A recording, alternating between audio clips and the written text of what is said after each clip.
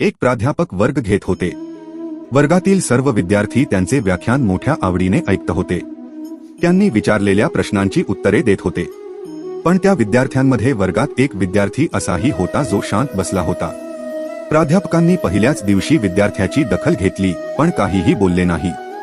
पण जेव्हा हे 4 ते 5 दिवस चालू राहिले तेव्हा त्याने विद्यार्थ्याला वर्गानंतर त्याच्या केबिनमध्ये बोलावले आणि विचारले, तुम्ही नेहमीच दुःखी असता. तुम्ही वर्गात एकटे आणि शांतपणे बसता. व्याख्यानाकडेही लक्ष देऊ नका. काय प्रकरण आहे? काही प्रॉब्लेम आहे का?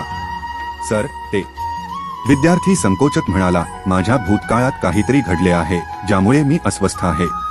काय करू समजत नाही. प्राध्यापक चांगला माणूस होता. त्यांनी त्या विद्यार्थ्याला संध्याकाळी घरी बोलावले. सायंकाळी विद्यार्थी जेव्हा प्राध्यापकाच्या घरी पोहोचला तेव्हा प्राध्यापकाने त्याला आत बोलावून बसवले.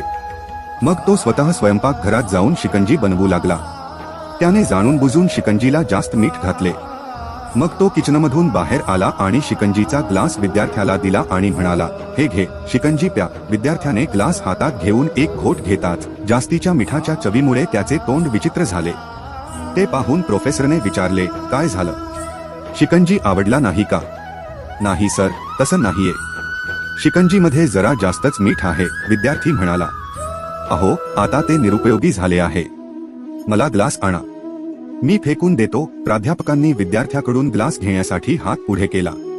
पण विद्यार्थ्याने नकार दिला आणि म्हणाला, नाही सर, मीठ जास्त आहे. जरा जास्त साखर घातली तर चव सुधारेल. हे ऐकून प्रोफेसर गंभीर झाले आणि म्हणाले, तुमचे म्हणणे बरोबर आहे. आता हे पण समजून घ्या, हा स्क्रू तुमचा जीव आहे. यात जोडलेलं मीठ म्हणजे तुमच्या भूतकाळातील वाईट अनुभव. जसं मोर्टारमधून मीठ काढता येत नाही त्याचप्रमाणे ते वाईट अनुभवही आयुष्यातून वेगळे करता येत नाही. ते वाईट अनुभव देखील जीवनाचा एक भाग आहे. पण ज्याप्रमाणे आपण साखर घालून शिकंजीची चव बदलू शकतो त्याचप्रमाणे वाईट अनुभव विसरण्यासाठी आपल्याला जीवनात गोडवा घालावा लागेल. त्यामुळे आता तुम्ही तुमच्या आयुष्यात गोडवा वाढवावा अशी माझी इच्छा आहे. विद्यार्थ्याला प्राध्यापकाचे म्हणणे समजले आणि त्याने ठरवले की आता त्याला भूतकाळाचा त्रास होणार नाही. धडा: आयुष्यात अनेकदा वाईट आठवणी आणि भूतकाळातील अनुभव आठवून आपण दुःखी होतो. अशा रीतीने आपण आपल्या वर्तमानाकडे लक्ष देऊ शकत नाही आणि आपले भविष्य बिघडवत असतो.